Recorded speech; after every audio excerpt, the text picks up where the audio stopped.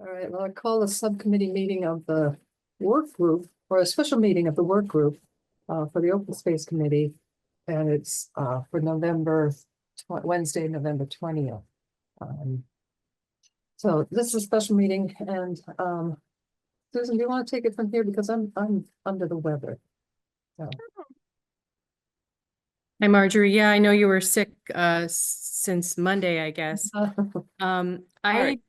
don't have, so I'm calling the meeting to order, and I don't have the agenda right in front of me, but can someone just read what the agenda item is? Well, it really just says that we're going to be talking about the property, the open space.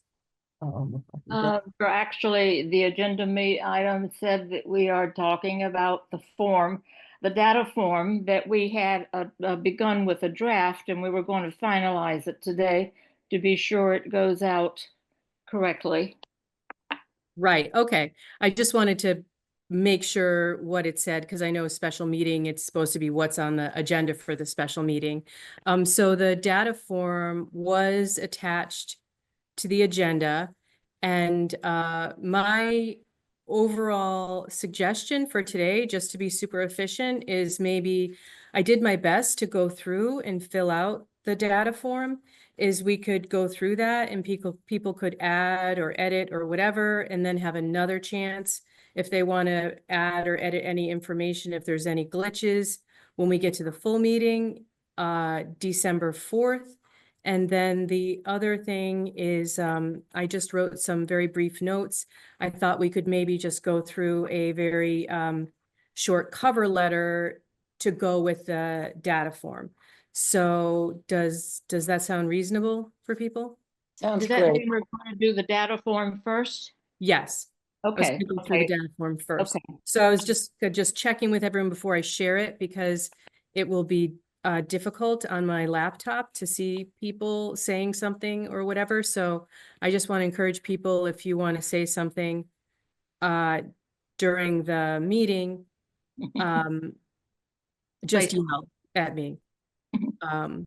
Okay, so I'm going to try and share the data form. Oh dear.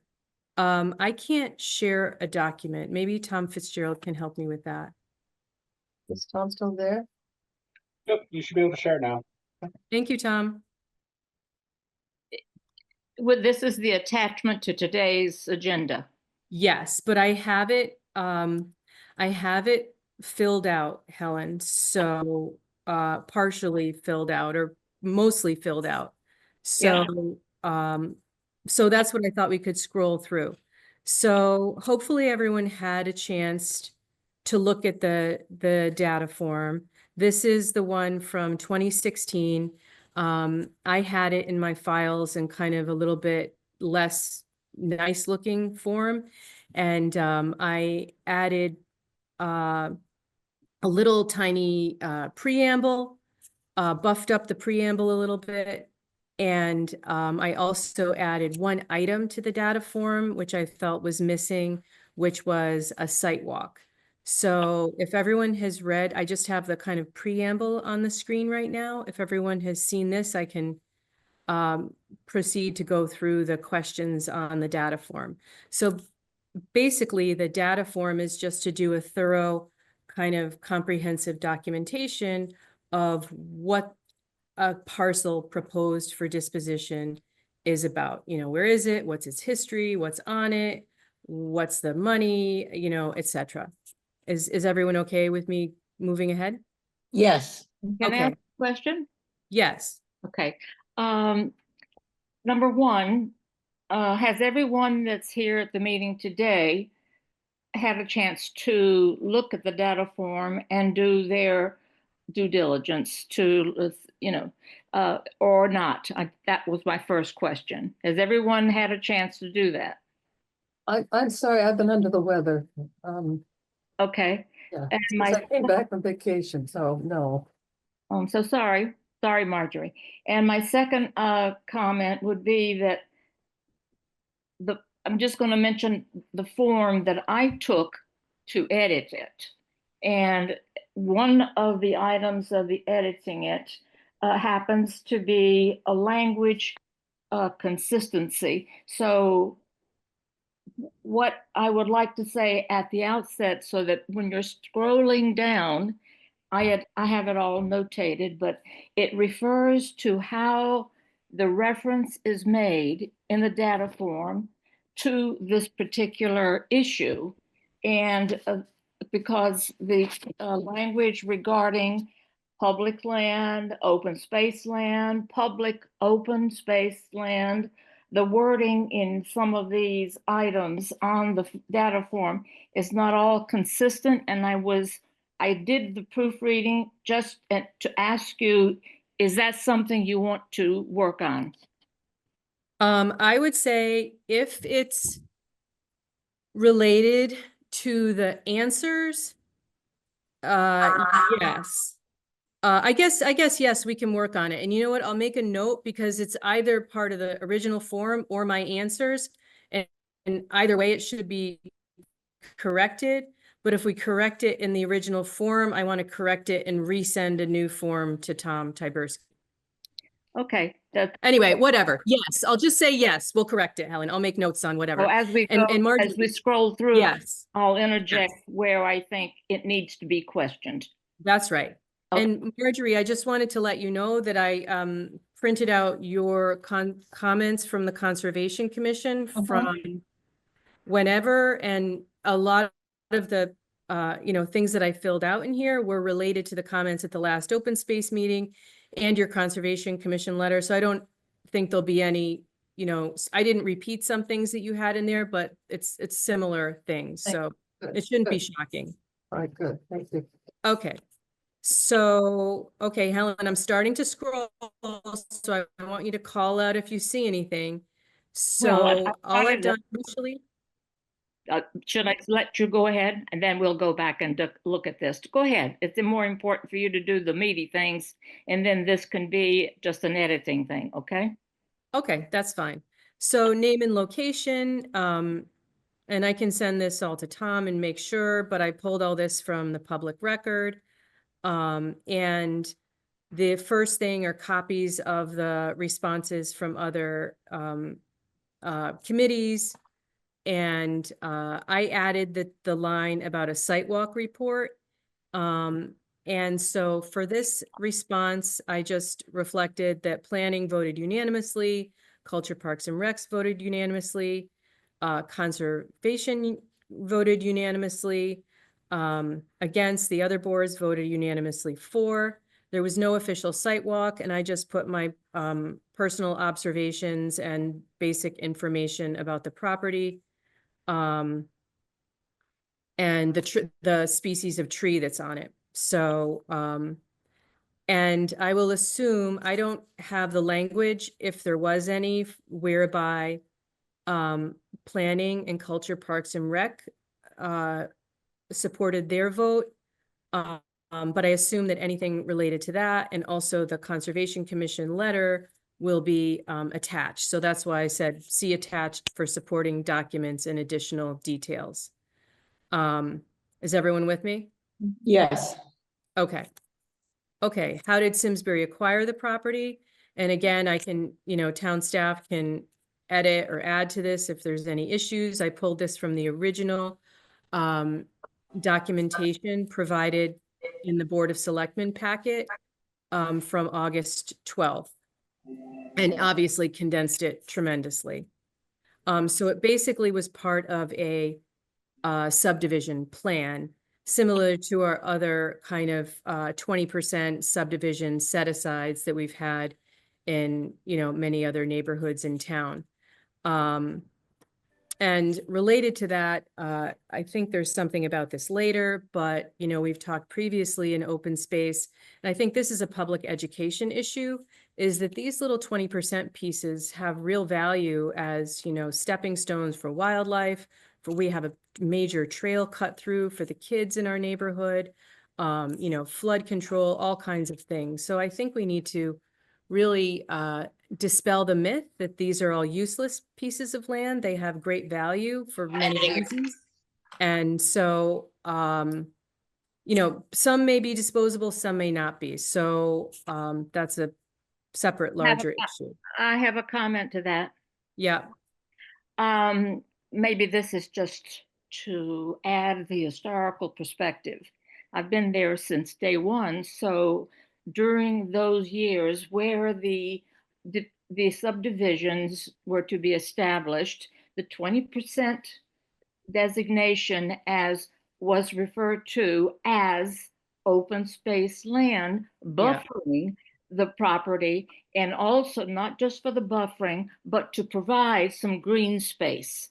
It was to say that when you did a subdivision, you were not allowed to fill in every quarter inch of the land with houses, that you had to designate the 20%. And that was how we designated open space in those days. We didn't have any um, other than land that was contributed to us by landowners, land that had been purchased by the town was not very much at that time. So this historically was the community's way of providing green space for the town and not allowing every inch of a subdivision to be filled in. Well, So- Helen, that's interesting. So this is like our original kind of open space plan. I did go back and look at the original documentation and the subdivision ordinance. It's actually goes way back, and it's really visionary language about providing natural land and all of that. The language is outstanding in our set aside subdivision language. Okay, so This particular one, the 0.36 acres, that was part of a 20% set aside. it the doesn't subdivision? explicitly say that, Hmm. but it was part of a subdivision plan. So Yeah. I don't know if it was part of the 20% set aside, but there must have been something, because why would they? Why would they just? It's related to a subdivision and it was sold to the town for $1. So Yeah, yeah. But it was stated in those documents that it had been originally part of the subdivisions set aside 20%. It I does read not it say in that. those documents. It does not say that. It's the wording Susan has there is more accurate. It was part of the final subdivision plan. The deed doesn't say anything about open space or a set aside plan that I saw in it. I'm not referring to the deed, Tom. I'm referring to some language in some of the documents that we were given that this particular parcel was part of that subdivision's 20%. And then after they didn't, it's, somehow after the 20% was given elsewhere, this piece was offered to the town or gifted to the town for the $1, that's fine. Mhm. But this was historically the community's way of having developers put aside land for green space. We were not yet thinking big like we have been in more recent years, where we needed to put aside great spans of land. It became obvious scientifically that we needed to do that. But prior, we just had the 20%. okay, for now, I think let's just leave this like this and we can talk more about this That's in fine. the future. If you find that language that you're talking about, Helen, say About the 20%, yes, what you're referring to, if this is part of some 20% of something, send that in and we can add that to this document. I will I don't try. know. I will Oh, try. it doesn't matter. If you can't find it, no problem. But if you find it, we Okay, can put it in here. being away, I don't know how to access that. I'll see what I can do. Okay, no problem, either way. Okay, so then, okay, Tom, I'm glad you're here.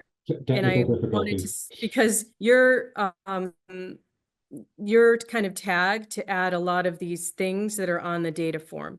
So, like see attached number 3, copy of the letter notifying the original if there's anything like that, I'm hoping you can attach it. Property acquired in 1977. So this was definitely, after our subdivision regulations and all that kind of stuff, was long before that. The size 0.36 acres. I'm just going to keep rolling here. Survey, Tom, that's you. If you could provide a map, attach the. We've done the GIS map, we have that. Okay. And I think it would be helpful to show like, I don't know, like a little bigger view. A lot of them just show like the parcel or whatever. So maybe show it a little bit more. We can confer on that. Has it been known by a name? I said not to our knowledge. I'm not aware of anything. State or federal funds, not to my knowledge. I just said no, because I think the answer is no. Tell me if I'm going too fast and just yell out if you want me to stop. Did the town issue bonds? The answer is no.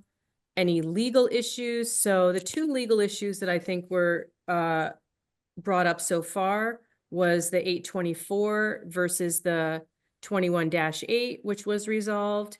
And then the other issue was the 824 being a binding action by the Planning Commission, which was also resolved. So these are the two things that I'm aware of that we consulted town council about. The other one was, can we legally sell it, which was decided that we could legally sell it before we even started down this path. So I didn't include that point. So oh, and I included just for public information, future information, what binding means. I spent a lot of time trying to figure this out. So binding refers to not what you would think binding, which means like shall or is holding. Binding means that for the Board of Selectmen to overturn a denial by planning, it would require a supermajority. That's what binding means, at least in this case. So anyway, that was news to me. But since planning approved it, the fact that 824 is one of two binding decisions by the Planning Commission is not relevant because they approved it anyway. Does anyone have any questions or comments? I have a question on a legal question, not to just to jump in here. Yeah. I think it came up on our board or somebody raised it the other night, is that if you sell the land, can you just offer it to one person? I mean, that's not that, you know what I'm saying? Like this person, I don't even, honestly, I don't know how it really originated, whether they asked to buy it or the town asked them if they wanted to buy it, to be honest. But, people have brought up that, can we buy it? Would we have to go out and sell it and offer it to the highest bidder? I think we've been told that's resolved, but for me, that's a question that has been asked. How has it been resolved, Wendy? I think we've been told that it was okay to do it the way they're doing it, but I don't know. That's a question for Mark. And I think there's a question in here. How did this originate? I'm assuming that's in here. Who initiated the sale of the property? Those are answers I would need to get from Mark on how did it come about, unless Tom knows, which probably you don't know, Tom. I'm fairly certain the abutting landowner. Oh, here's Tom Fitzgerald. Yeah, the person interested submitted a letter to us to asking what the process would even be. So Can you go slowly, Tom? I'm sorry, I didn't catch that. the abutting landowner approached the town through a letter asking what the process would be. So they initiated the process. Oh, I heard they called the town. So maybe the town told them to write a letter when they called. They submitted a letter asking what the process would be and requesting that saying they were interested in the parcel. Did the town have any conversation with the proposed buyer before the buyer wrote that formal letter to the town? You might have had a phone call to someone saying, how do I do this? And then was told, you need a formal letter submitted. But other than that, no. Okay, so that's good to know. That was one of my questions. Who initiated this? We never really knew. Thank you.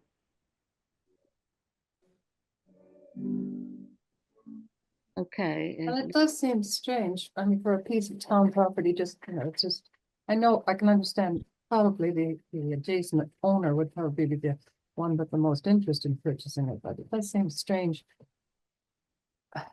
But that's it, someone writes a letter, say, I'd like to buy this, and the town says, okay, that doesn't seem like much of a process. But can I ask, Wendy, you just made a comment when you were interjecting here. Could you go back and explain what you meant? That this is a question for Mark? If it's a legal question, I think it would be more a question for town attorney rather than. Yeah, so Yeah. I don't know if what this question really is. It's just something that, it's come up, right? And our board actually asked to make sure if the neighbors were looped in on this, right? Because there's other abutters or maybe one other. And Diane Nash has come out and said, I'll buy it, right? Or Grange could buy it, or these other people could buy it. So is there any legal implication that one person wants to buy it and we just say, here's a price and we're selling it to you because it's a municipality? I think we've been told that's the way it's being done is okay. But if I were asking a legal question, that would be a legal question I would ask, that we don't get hurt later that somebody says, oh, I would have paid $20,000 for the lot and I didn't get a chance. But that obviously has been asked, like you just now said, we've been told that this is the right way to go. Who told? Is that a legal? No, I don't think, again, this has been going, so just bear with me, since August, so my memory of every step of this is a little fuzzy. But I don't know if we have anything legal that says the neighbor could just say, I'm paying this much and it's okay. Well, this is Okay. why I put it as a potential legal, I Yeah. put it into the town council as a potential legal question. So maybe we can like try and get an answer to this.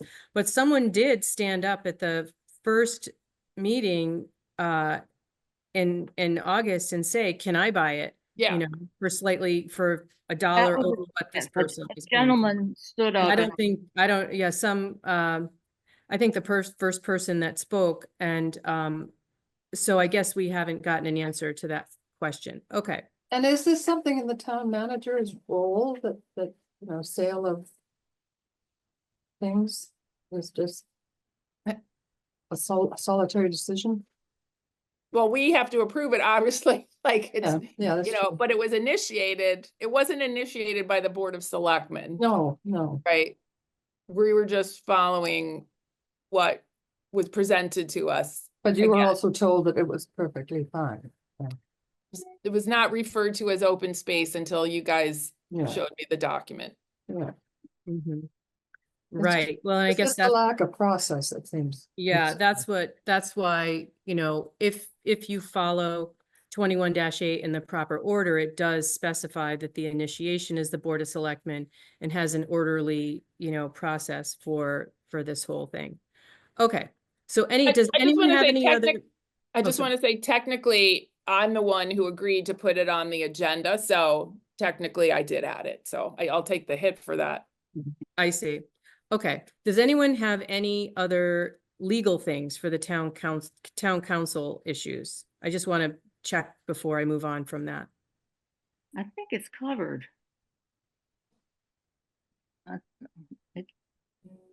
I think it's covered for now, as something can come up. Okay. Of course. Well, this would also be something to think about if something else comes up, we can look at that. Okay. Describe how the property is currently being used. Has the property ever been used for park or recreational purposes? So I just said scenic view with mature sugar maple tree, other current or past uses or purposes unknown. Does anyone want to add to that? Well, I was wondering, I mean, this is from the 2016, but being used is an interesting term. Well, that's exactly where I was going to go. That I mean, yes, this language is not good, and I think perhaps this is something to note if we want to adjust this form. Yeah, because it's only park or recreational use, there's no other use possible for Yeah, this land, which was, if it is open space, some of it, I mean, maybe not this piece, or maybe it was, but a lot of the open space was set aside, not necessarily for our use, but for. Yeah. Someone suggested, and I don't know who, in recent weeks' time, about how, what is it, the bike path, or just path walk trails or something, it's mentioned. So that could be researched a little bit. It has been mentioned in either the bike trail Oh, yeah, yeah, or it's in the bike path. the walk path Yeah. books. Yeah, okay.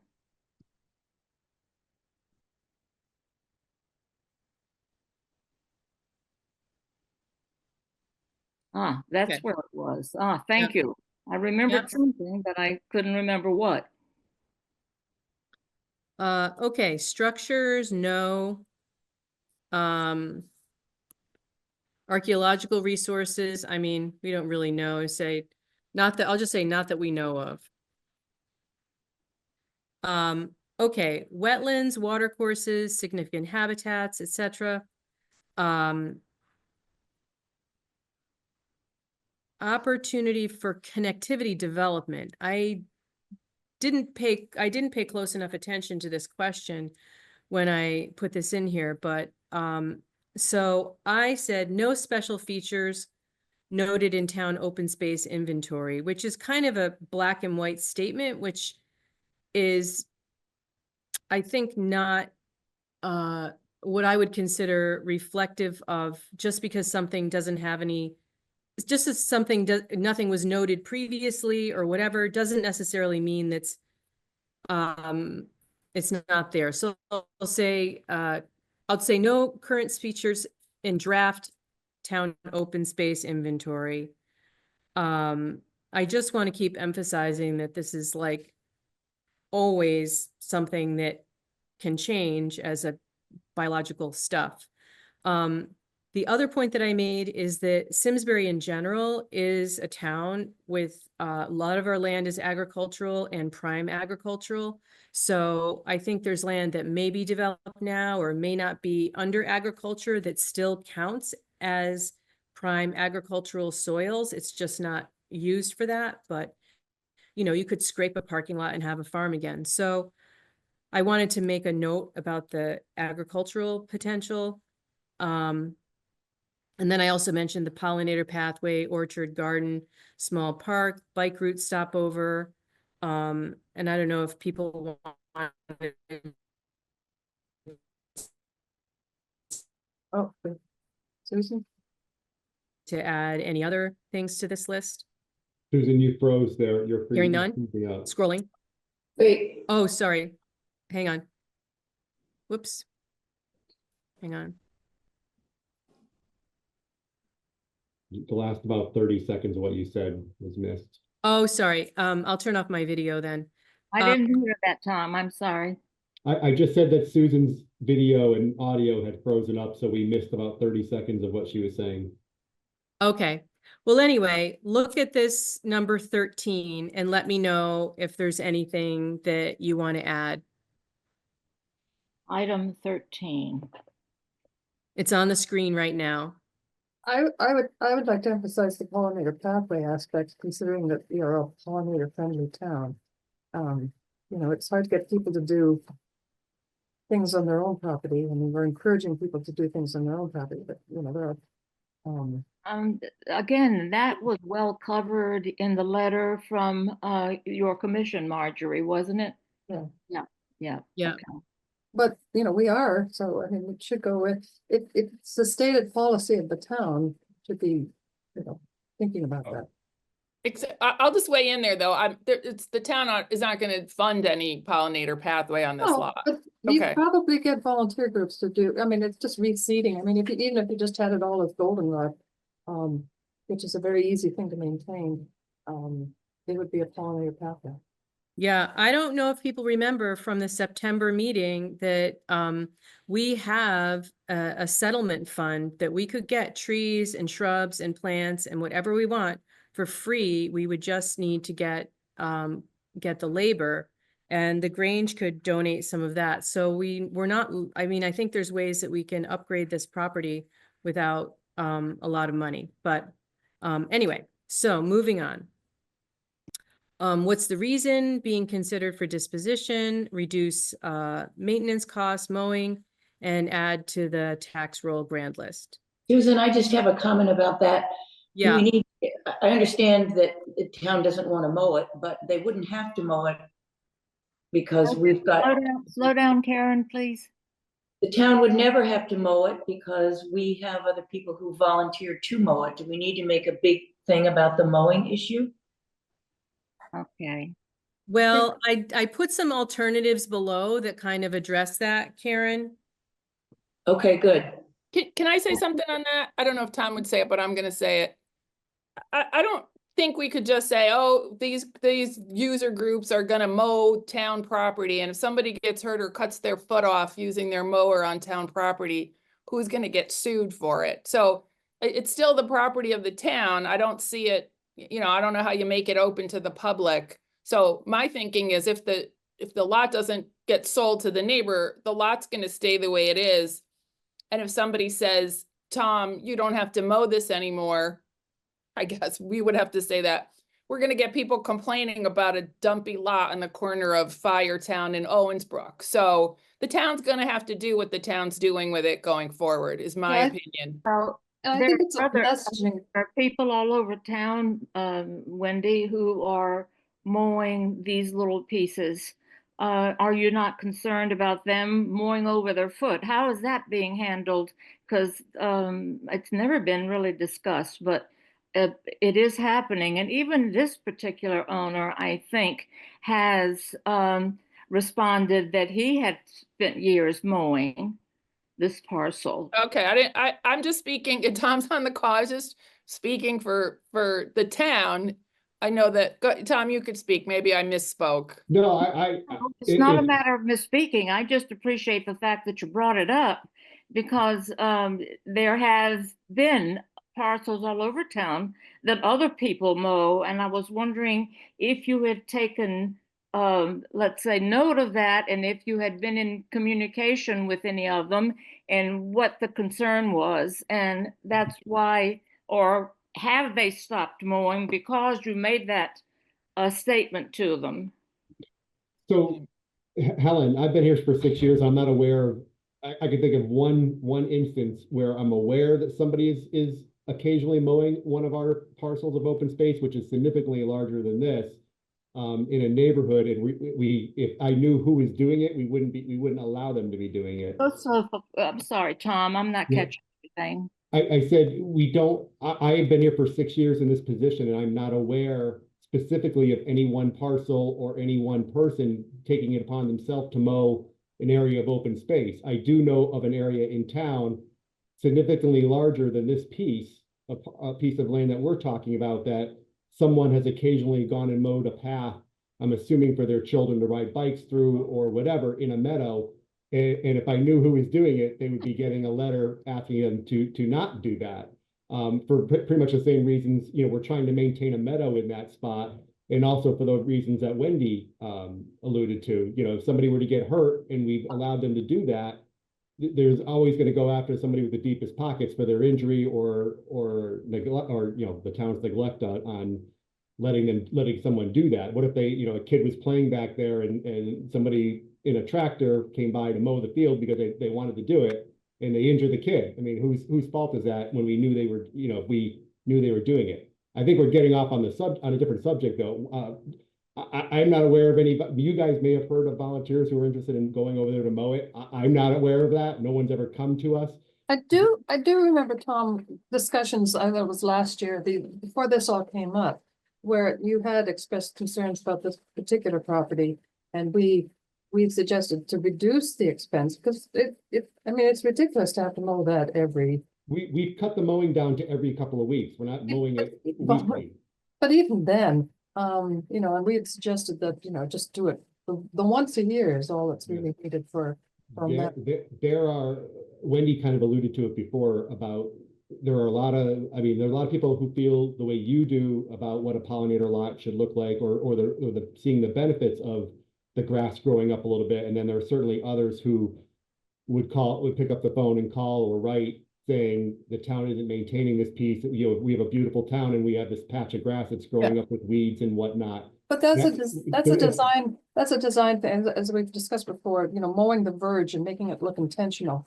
You know, that makes a huge difference in the whole thing. Yeah, we would still have to go over there, even if we let it grow up, we'd still have to go over and mow the right of way to maintain the sight lines around the intersection. So Yeah, at some point, we're still going over there to mow. You're still good, but We're I mowing mean, 10 feet versus 40 feet, you know, it's happening. 10, but I think it's open to discussion as to what, you know, what we could do. And that should be part of this. Okay, well, I think the maintenance way to be issues. productive about this is to talk about the alternatives that we can put on the table. If the town doesn't like the alternatives, that's fine. But I also want to address the liability issue, because Connecticut has a very strong statute that if land is open to the public and there is no intentional hazard, the owner is not liable. So that basically protects any town, land trust, or even private individual with land that's open to the public. So as long as you don't have an intentional dangerous hazard, if someone hurts themselves, you're not liable. So It's that's not- just, Okay, so that, Susan, did that cover the intentional word? Just flags for me, red flag. Someone taking on for themselves to mow public land is an intentional kind of thing, right? Or not? I don't think we're gonna be able to sort out whether somebody we'll mowing the put that land on- that is could be a whatever. future but- discussion. The point is, unless the town itself puts a hazard on the property, the town is pretty much not liable. Now, Now I understand. that's the point. The other point is this person was mowing the land for all this time. And that seemed to be okay. And as if there's, I mean, I know there's plenty of other people that are encroaching on town land and mowing that encroachment, or gardening on town land and doing all that kind of stuff. And none of that is addressed. So I don't want to get into that whole like can of worms. So why don't we just focus on, do we think there's reasonable alternatives? Because I think the things that, so just to preface this, and this is what I think we should say in the cover letter, the Open Space Committee is not opposed to disposing of land. We're just doing our job, because if we are going to consider disposing of it, under our stewardship plan, it says we shouldn't consider it unless there's a really good reason. So there has to be a good reason.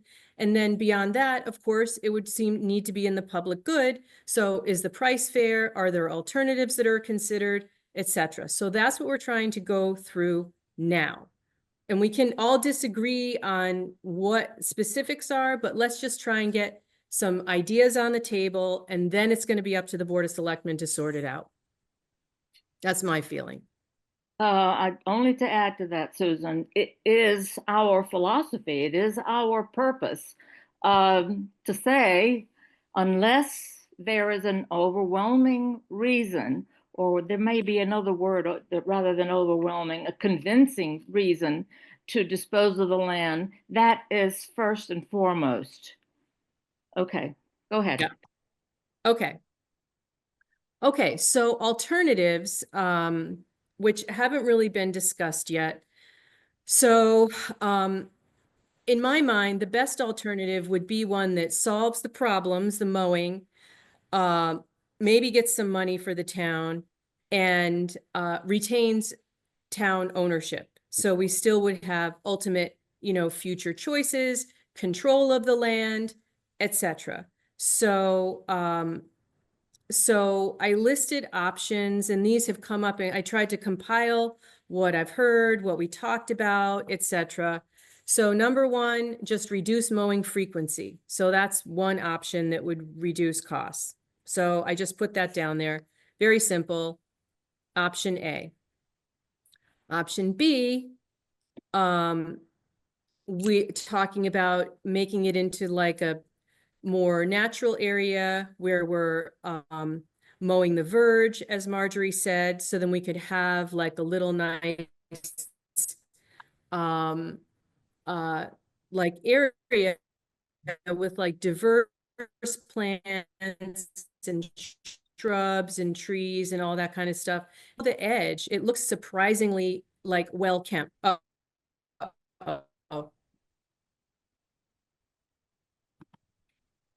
Oh, Sorry, did I freeze there? Am I Yes. okay? Yeah, no, Oh, no. Can you hear me? we can hear you now. Oh, jeeps. Okay. So maybe the last thing I said was if we mow the edges and, you know, have a nice diversity of stuff there, it would look very well kempt. I'm just putting this on the table as an idea. That's option B.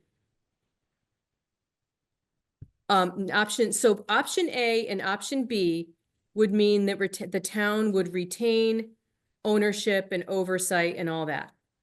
Option C and option D are leasing the land like we do with town farmland. So this would remove it from the town's maintenance responsibility and put it under, you know, it could be a person, it could be a community group, and the town would have control over what they picked in terms of this kind of a thing.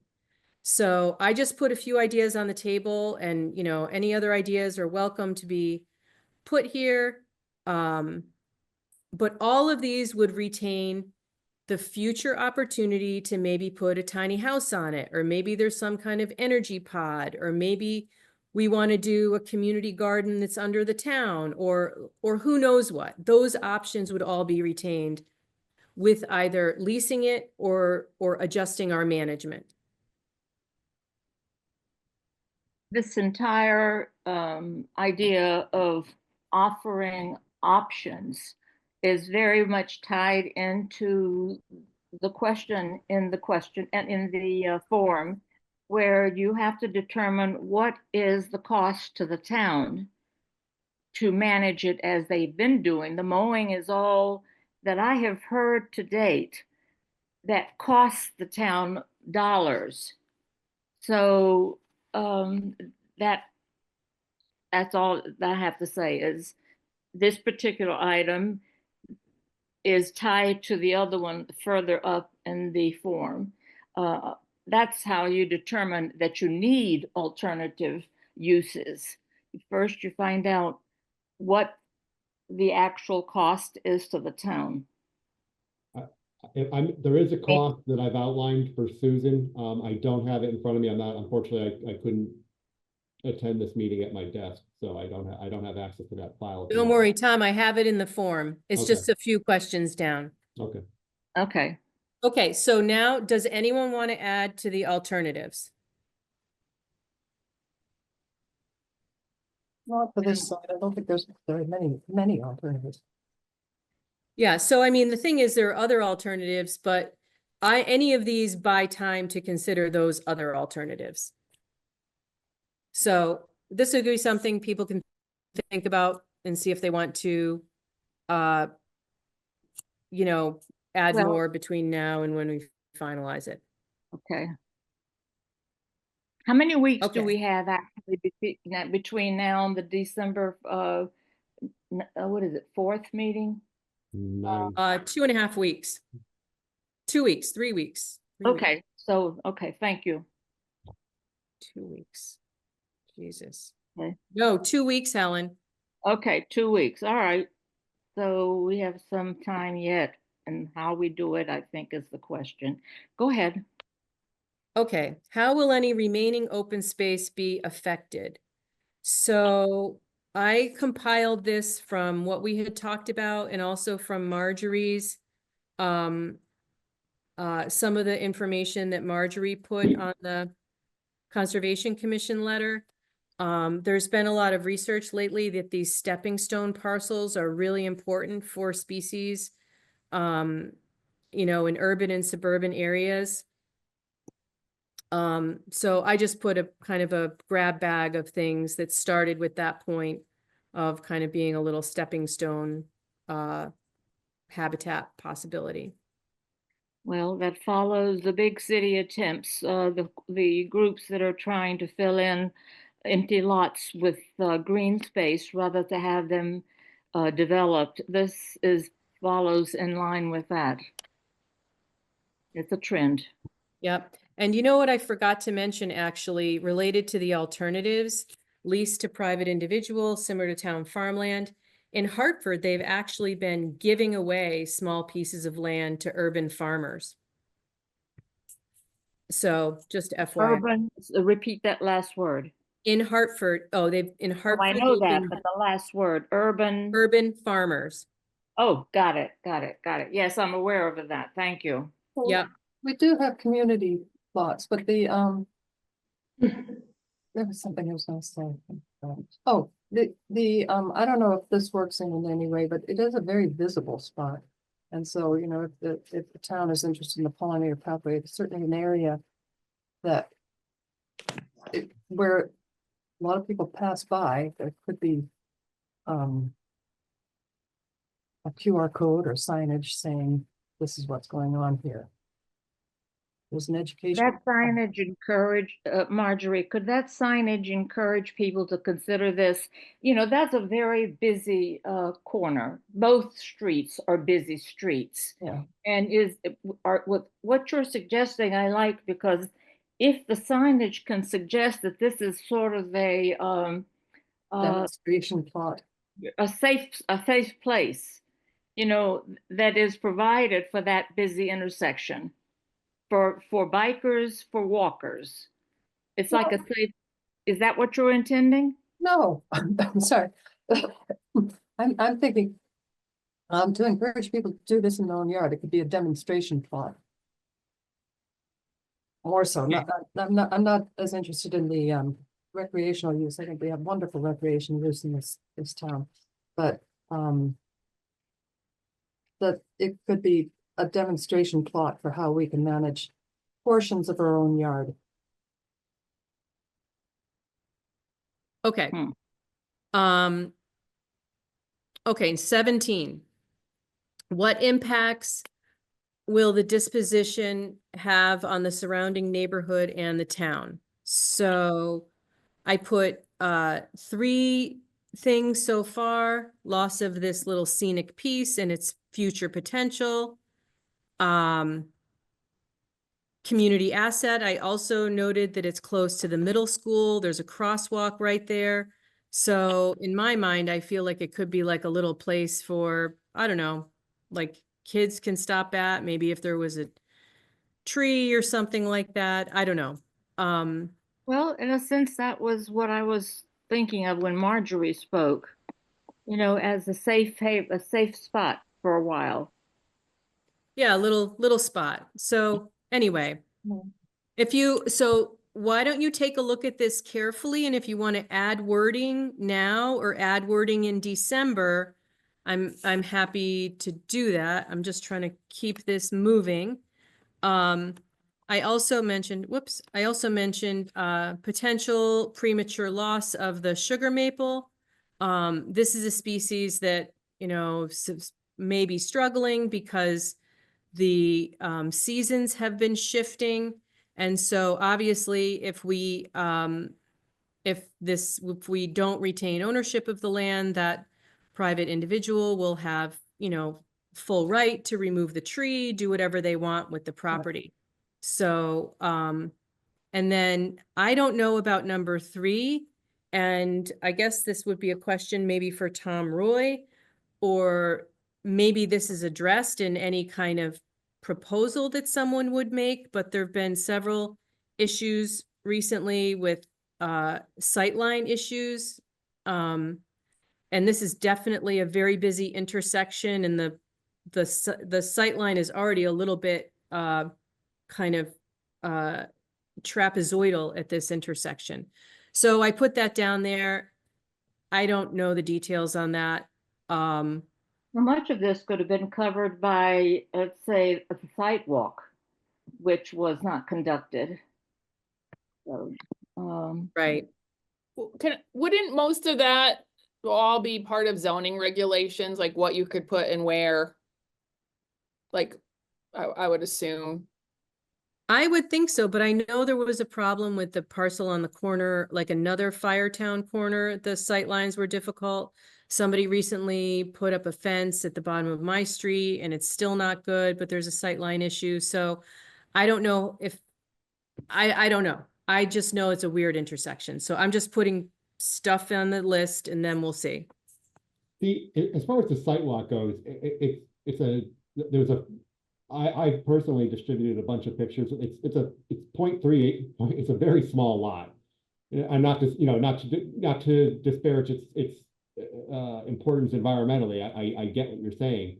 But the picture that I've taken of the lot that we've used in the town presentations of the lot, it's pretty self-explanatory. It's a flat piece of grass, flat area of grass with the sugar maple on it. There's not much to see other than that. There's not a sidewalk, there's no dips and significant rocks or anything like that. The picture, I don't know if that a sidewalk would have been for, all these groups would have been necessary. I think the pictures do it justice, and everybody's pretty familiar with the location. There's nobody in town who really doesn't know where it is.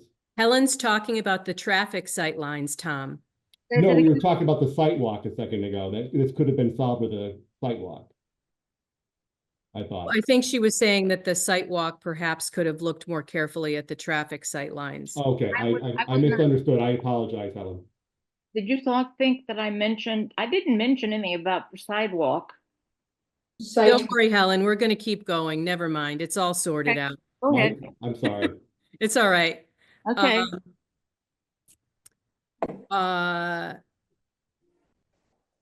This is number 18. So in a lot of cases, there are kind of open space swaps that happen, or like this piece may have been in lieu of something else. That's not the case with this disposition. So the question, what public open space will provide residents, will take the place of this one? So none have been identified, but I did bring up that Mark said there may be tax seizure of some parcels. And so maybe those might be new open space, but that's unknown. So basically the answer is none to that question. 19, will other lands be dedicated? Not that we know of now, and therefore there's no response in Appendix A. What conservation easements or other restrictions are proposed? I don't really know the answer to this question because there's been a number of things that were said documents. So I just put in this section what I've heard so far. So that is that it's intended to be combined with the adjacent lot.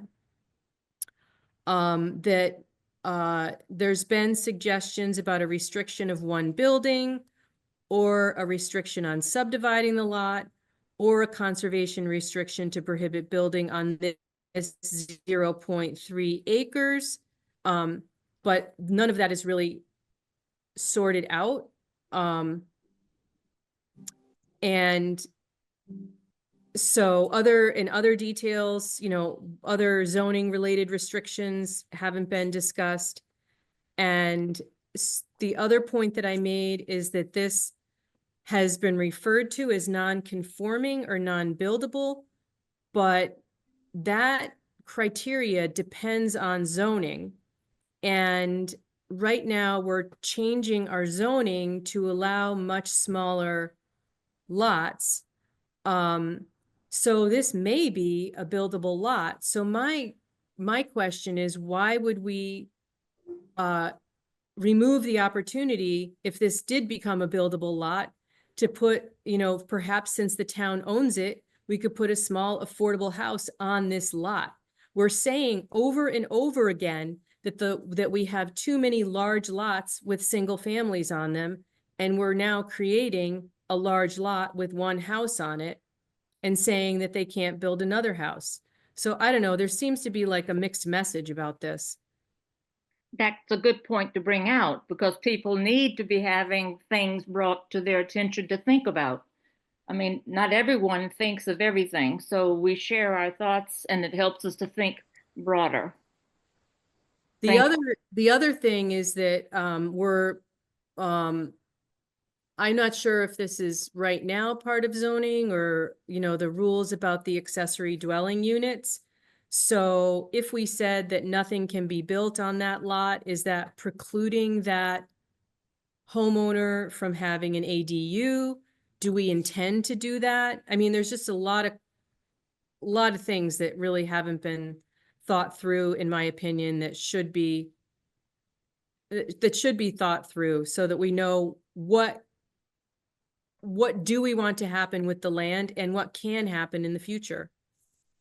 Can I just weigh in? I just want to comment. I think that is a good point on the zoning changes, Susan, because we don't know what the zoning changes are going to result in. And if it gets to where we could sell a 20.25 acre lot, I don't know if, you know, and this guy could turn around and sell it, or the ADUs. I know they're looking at doing the freestanding ADUs as of right now. So, you know, then it impacts the neighbors too. So I do think that's a valid point, the zoning changes to come.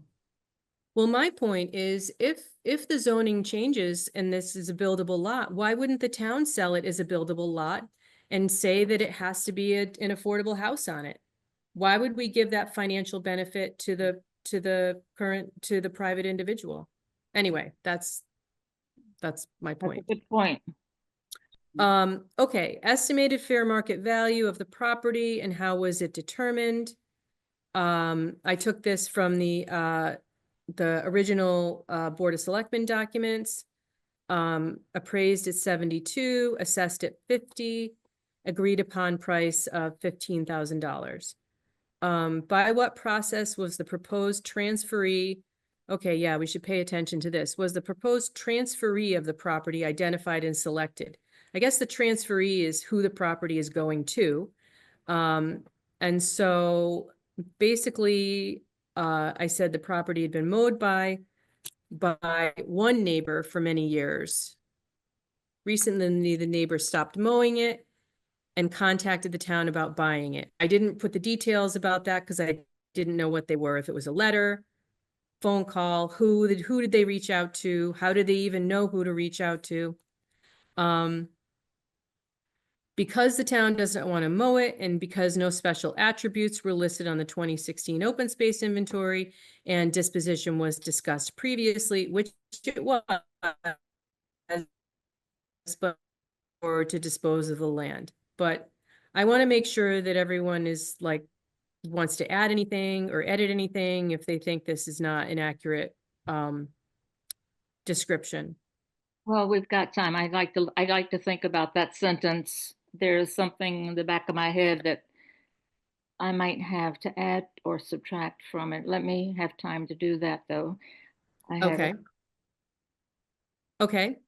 If the transaction is to yield cash proceeds, how will they be used? I don't think that's been discussed at all. It does go, proceeds from open space, from town-owned land go to the open space maintenance fund. Oh, okay. That has been put in the documents I've seen that's where the proceeds would go. Okay. And I got one quick comment on the number 22 paragraph. Yeah. Where you say recently the neighbor, I've been here since 2018 and the town has been maintaining it since at least 2018. Oh, okay. I can't speak to. Okay, to thank you. prior I to didn't know that. But Okay, I didn't know that. We also heard from the owner when we, in our public, you know, we got emails, they didn't come to public audience. And I think he bought it from his grandparents, the house. I don't know when. So maybe it was when it was happening before he bought it. I don't know. Do you know the date of that, Wendy? Was it 2 years ago? He said he bought it in 2018 from his grandparents. Thank you. Thank you. I Okay. hadn't read this yet, but I just pulled it up. Oh, Thank okay. So maybe his grandparents had been mowing it and this person bought it and hasn't been mowing it. Yeah. Okay, thank you. That's helpful.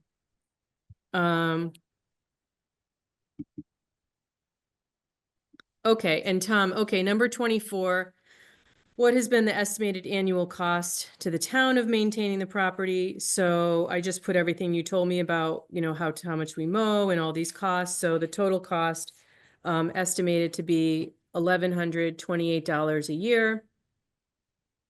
And then is that it? Expected tax revenue from the property following disposition. So uh-oh. Am I getting wobbly? No, You're good. I, Okay. Is that excuse me, that figure 100 to 300 annually? I heard something mentioned at one of the meetings, but I did not know the amount. Thank you. Is that correct to your knowledge, updated? I don't know. I didn't talk to the tax collector. I don't know. Well, then that just offers the opportunity for fleshing those things out. Yeah, Okay, that's fine. yeah. And also I didn't know if we would start collecting, I guess if we sell it, it would be tied to the sale price, the taxes. I don't know. So this maybe needs a little more research. Okay, and so then now we're at the end and I just highlighted supporting documentation because Tom, I kind of mentioned to you the documents that should be attached to this that I highlighted in here. Yeah. Okay. I've And got then- them. Okay. Okay, thank you. And then the appendix is blank. So Helen, do you have your edits?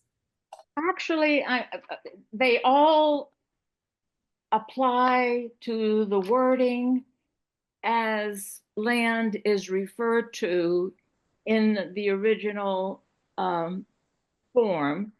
And this is how we bring it up to date, maybe, or since there has been so much discussion in these 3 months about how it was identified and put into when it was put into the inventory. So in the summary, you refer to public land. And if you want to just, I can send you my notes and you can just go through it and see how you can make it consistent for us. Another line, it's referred to as open space public land. It's just a matter of semantics, maybe, or how it particularly affects that particular item on the form. So I will just send you my notes, and those edits will be there for you to consider. And that's would be something that we have for the next form, or for this one, I mean, for the next submissal of this form. Susan, I had myself muted there for a while. I was waiting frantically, but couldn't understand why no one heard me. The number 18.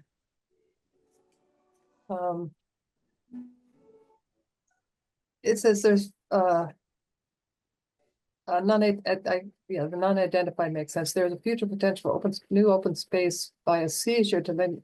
I don't know that that's really relevant to this particular piece. You don't know, say that again, you don't know what? I don't know if the second sentence is relevant to this, that other open space might become available. We're just, we're talking about this particular parcel. I don't know that It says what other pieces could take the place of this parcel. Yeah, Oh, obviously this, I suppose, Well, but the form has to cover so many opportunities, different kinds. I guess 18 and 19 are both related to that question. Anyway, I brought that up because Mark told us that I there may know. be it was sort of dangled in front of us. coming up. And so, I mean, that is a possibility if there's another, if, say they sell this piece, maybe the things that we feel like this piece, this is my rationale, the things that we feel like this piece provide possibly could be provided by a different piece. And in general, you know, I do think that, you know, a logical way to look at any land is kind of a, like, should it be a natural piece of land? Should it be, you know, there'd be like a logical stepwise thing of deciding what you're gonna do Yeah, with okay. land. So, Okay, I just wanted to look at that again. Thank you. okay, Susan, I have a question and it relates to item 21. okay. Don't know if the answer needs to be explained here or not, but I can't imagine why a property is appraised or assessed at an amount that's so much more than the sale price. How was that determined? I don't know how the sale price was determined. So that's why I just said agreed upon price. The other prices are in the kind of property databases for the town. So that's, you know, our general process for appraising land in town. The thing that's unknown is how this price was agreed upon. Can we find out before this gets filed or discussed or voted on? Wendy, Um, Wendy, do you know that answer? Yeah, so that's interesting, the question. And again, we may have asked that. I can't remember from August, the answer. But we did get we did get another public audience letter. Actually, I did, from a neighbor asking how the price was agreed upon or arrived at. So, and because those questions have come up in the public hearing, I sent it to Mark so that we could compile those kind of answers that were asked at the meeting and that this person was asking, so we could try to get a cheat sheet with all this information. He's out this week, so it won't be this week, but I would like to see all of that information in one page. Good, thank you, me too. Yeah, I thought it was interesting that the price of some land that's being sold in Granby, East Granby, was also $15,000. And I want to say, you know, it sounded like the meeting in East Granby was fairly contentious, and this is why I think Simsbury is really a role model for people who care about the town, are willing to come and speak their mind in a very respectful manner, you know, 99% of the time. So so that was good.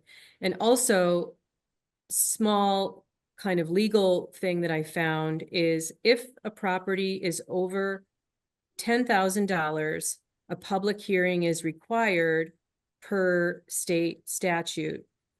If the property is under $10,000, there's no public hearing required. But if it's open space, there is a special statute for parks, playgrounds, and open space. Open space gets a public hearing no matter the price. So that's kind of an important consideration too. Okay, any other comments or questions? I just wonder if all the staff time and all the everything that's gone into this has made this project worthwhile. Don't go there, because, Just wondering. okay. And I will just add, so this came up, if you guys remember, when we sold a small piece of open space to Steve Antonio. I Yeah. voted against that, obviously, at the time, and that was different than this because it was, nobody else could even get to that spot, right? It was really on his border. And at the time I said, if we do that, we really, to be fair to the public, there should be a policy to sell these lots to everybody else. I mean, you can't just do it to one person, because to me, that's what makes this guy entitled to the lot next to him than the next guy who has a lot like that. So that's my, you know, I think this would open the door to all that happening. I'm not judging that, because it could benefit the town in that we don't have to maintain them. We could get money, but it also may snowball into something bigger. You just said, don't go there, Marjorie, but I'm wondering if you don't have a good point, Wendy, when you suggest that that is a policy issue. It is it is, and that we've talked about that. I don't know if we talked about it in public, but it is, we've talked about, you know, what is the policy for these lots, the ones that meet the whatever this criteria is, that abuts a neighbor's lot that wants to buy the lot. Because if I had a lot next to my house and I saw this, I might say, well, I could expand my property. So I'm going to approach the town and ask if I can buy that lot so I could have a bigger lot. Mhm. You know, that's what I see as a result of this potentially, good Valid, or bad. valid point. Yeah, well, I think that's, you know, I think that's really what some of a lot of the public testimony is about. It's not even about this 1.36 acres. Process. It's like, why are we transferring our public land to private individuals? So But- that's yeah. But I will add from another, you know, I have to look at it from, I'm in a weird spot, right? Yeah, We just bought 200 and something acres and have 30-something% of our town land is open space. So it's not like we're selling 200 acres for massive homes. We've put $2 million into that to do that.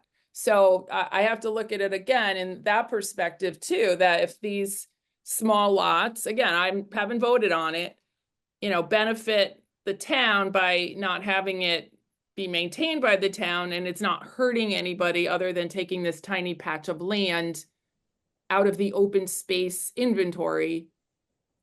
it's not that, it's not just, I mean, we can probably have a more detailed discussion another Yeah. time, not just out of the list on the inventory, it's out of the kind of network of ecology that makes up the town. And I think that that's where we're not really thinking holistically about this. And we really have a chance to be a role model. So I hope we can have some future discussions about this.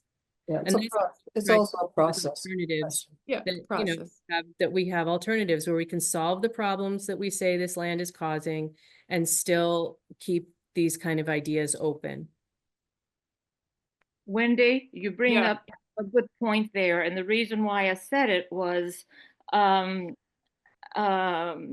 timing. Life is timing, and since it was referred to as a test case, it has certainly brought up an awful lot of conversation, and it shows that that policy needs to be refined, and all the more reason where I think that this is not the correct timing to that it.